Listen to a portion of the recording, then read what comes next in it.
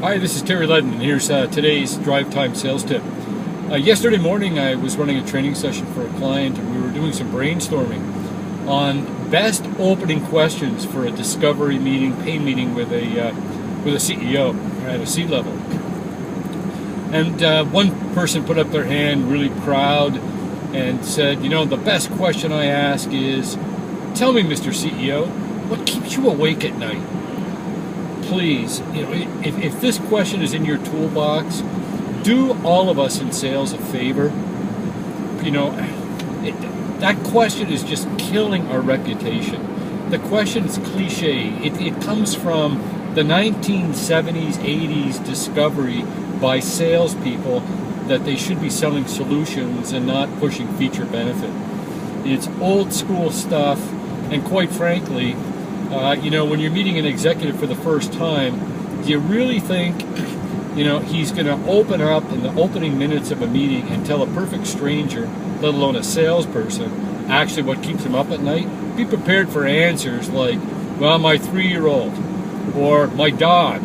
I mean, seriously. The question is tantamount to saying, open up to me, tell me what your issues are so I know what to sell you.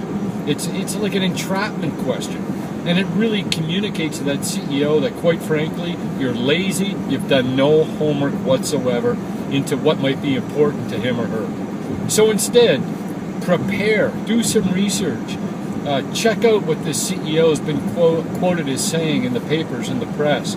Go to the website, read the annual report, check out any guidance to investors that C-level may have made, that CEO may have made to the investment community, and be prepared to walk in and strike up a conversation around something that is truly meaningful to that individual.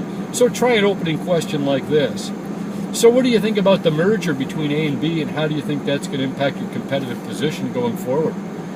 Or I caught your speech at the such and such conference, or your opening remarks. I'm curious about your perspective on why.